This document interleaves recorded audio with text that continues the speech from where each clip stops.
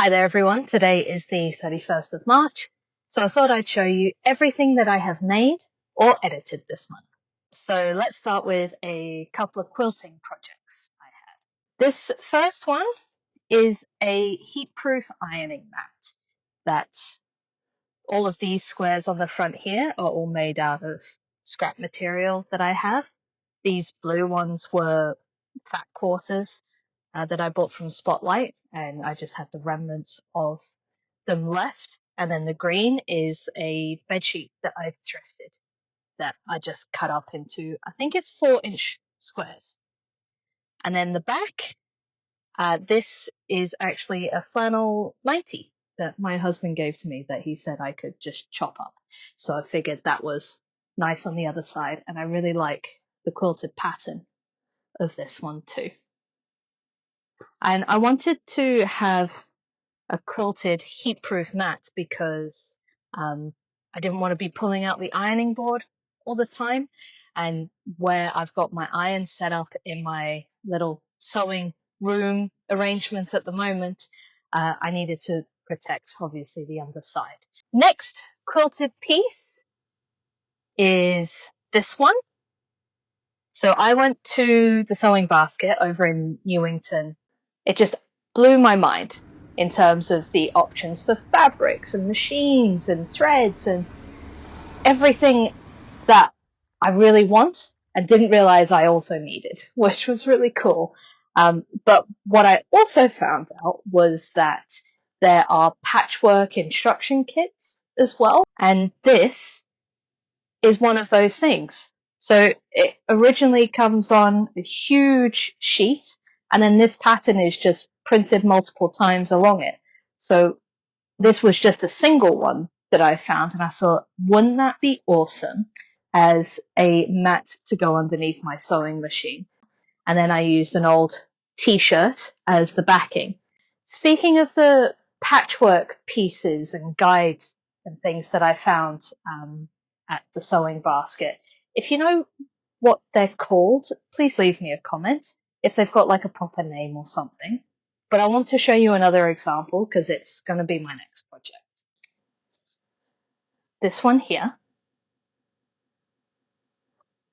And what it shows is 4 placemats, basically, with apples, pears, oranges, and cherries. And then at the top, these little squares are coasters. And you can see on the side that it even comes with a set of instructions on how to do it. And I just thought that was the smartest thing ever. If you wanted a quick project and something that's really cheap and easy, but you want to give it as a gift to someone, what an awesome idea. Obviously, it's been around for a long time and I've only just discovered it. So it's not like it's anything new, but I just thought it was so smart. The second one I found, similar thing. It's multiple placemats and then the matching coasters, but a different pattern. It's gardening themed. And just how gorgeous are these? The color is so vibrant and the detail, it just blew me away. The other quilted project that I've been working on isn't finished, but it was my first foray into just patching a bunch of scraps together and seeing what I could make or trying to figure out how things go together. So I've just cut up a ton of scraps into quadrilaterals, basically. I kind of love it because it's a bit ugly cute. Like, not all the colors really go together. And, you know, there's parts where, you know, it's a bit wonky or something. I don't know what I'll end up making out of this, but this is pretty much just me playing before bedtime. Next thing is my pincushion. So when I was creating this one, I knew the shape I wanted and that it had to have Velcro on the back so that it could stick to the side of my machine. But the biggest thing I learned with this is don't stuff it too full of batting because then it's, number one, really difficult to close. And then I've had to hand sew it closed, and you can see just how ugly my hand sewing is. And the other issue I found is that because it's stuffed so tight, that in some places it's really difficult to get the pins in quickly, which annoys me a little bit, but that's okay. It will do for now. Next is my ruffle pouch. This one just brings me so much joy to look at it. I mean, how gorgeous are those ruffles? This one taught me a lot about how to manage ruffles. You can see that the ends here are not finished. I mean, that my thread kept snapping, and so it wasn't quite working out the way I wanted it to, so I had to do a bit of problem solving along the way. And whilst they do look roughly, they're probably a little bit more pleated than anything else. And I think that is kind of nice because that pleated structure matches the gingham and the structured squares and everything going on. Next one is my laptop sleeve. This was so much fun, and I love how bouncy and quilted it looks. The biggest thing this one taught me was, number one, not to always trust the free sewing pattern, and two, to read the instructions all the way to the end before you start, because there are a couple of things that I know I could have edited or done better along the way had I have just read ahead. Like attaching this tie here, you can see it's got this ugly stitching here, whereas I could have attached it underneath the binding when I was doing the binding step instead. But that's okay. We live and we learn. Next, I'm going to move on to a few bags that I've made this month. So on the 1st of March, we went to the Bad Bunny concert, and I really wanted to make a couple of things to wear to it because why not? It's fun. And one of the things I wanted to make was a little handbag for myself. So some of you might know the Japanese style bag, but I love how simple the shape of this is and everything and how it works, because there's the bag part there. It's the long handle you put through the short, and then you'd wear it on your wrist like this. And it's basically got a locking mechanism on it. How cute is that? Bag number 2 that I made this month was I wanted to make the knot bag. And I'd seen a video on Instagram or TikTok, I can't quite remember which one, and it just showed a huge rectangle that you could edit to be whatever you want. You knotted it, brought it together, so around 3 edges, and I love that idea because I had to make something really quick to take with me to Bad Bunny, and this was it. But you can see that it's got a nice big opening here. I need to give it a press. This material here is actually from the bottom of the skirts that I edited this month, which you'll see really soon. The next bag that I made this month is the Blackbird's Bestie Bag, and I bought the pattern for it. This took me about 6 hours to do on a Sunday, which was so much fun, but I was so determined to finish it that I was a bit exhausted by the end. Now, aside from the enormous amount of space that this offers, my favorite thing about this bag is that all of the material, thread, zipper, and everything is completely thrifted. It's not brand new fabric at all. So this green and white stripe is a canvas that I got from the sewing basket in Newington.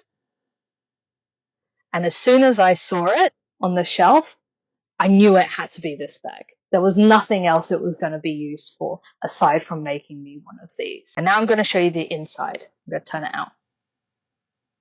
You might recognize this green fabric from the green squares that made my heat-proof ironing. So again, I knew that I had green fabric and it had to be green lining fabric. I didn't know how much at the time that I had, but thankfully, with the wonky shape of the bed sheets that I had left over, there was enough to make this bag. The pattern for the Bestie bag offers so much customization, and you can either make a small pocket or large pockets. And the small pocket would just be this one, basically. But with it being large and everything I wanted to use this for, I thought I want as many pockets as possible, and the large pockets are going to do that for me. So the pattern shows that with the large pocket, you split it into 3 separate spots. You might recognize this lining of the pocket here as from the bag and the skirt. And then the other side, but I decided to make it 2 pieces rather than 3. And this fabric here is a pillowcase that I got from a thrift store a little while ago. So we're done with the bag. I'm going to show you now some clothes. One of the things I wanted to try and work on this month was creating my own clothes rather from a pattern. It would be from measurements. So I followed a video to make a wrap skirt.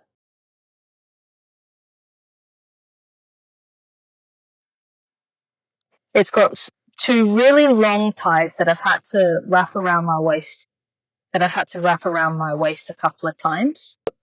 I think I'm going to have to edit it because, as you can see here, it's gaping at the back. So I'm going to have to, I think, install essentially a buttonhole for one of the straps to go through, so then it doesn't start gaping like this is. But otherwise, it's a really comfy skirt. I love the length and I love the pattern. Now, the next 2 things I'm going to show you are completely edited. As in, they are things that I've had in my closet for a long time, and I decided to have a go at adjusting them and freestyling it, basically. This skirt I've had for a really long time. It was actually a maxi skirt, which I never wore it because I just felt like it was too overwhelming. But I love the pattern and I really didn't want to get rid of it. So I thought, well, there were 3 tiers. Here's the straight tier, the slightly ruffled tier, and then the bottom was very ruffled. So I thought if I just take off 1 tier, then I'm more likely to wear it. On to the next one. I thrifted this dress from U-Turn and I saw the pattern and I loved it, but it was really long. And when I put it on, it looked a bit like a smock. So I did 3 things to it. First was to bring up the skirt. The second thing I did was there were 2 pockets, one here, one here, really big square pockets. I removed those and I turned those into a little drawstring pouch. The third thing I did was change the sleeves. So they had an elasticated wrist and I didn't like it, so I removed that and decided to turn it into more bell sleeves. I mentioned before that with the pockets of this dress, I made a drawstring pouch. So here it is.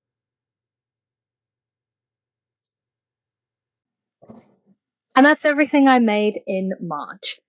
I just realized that I made or edited 13 different things this month, which is amazing. I can't wait to show you guys some more of what I make in April. I have a nice big list of everything that I'm going to try. But if there's anything else you want to see or you just want to hear my journey, please like, comment, and subscribe.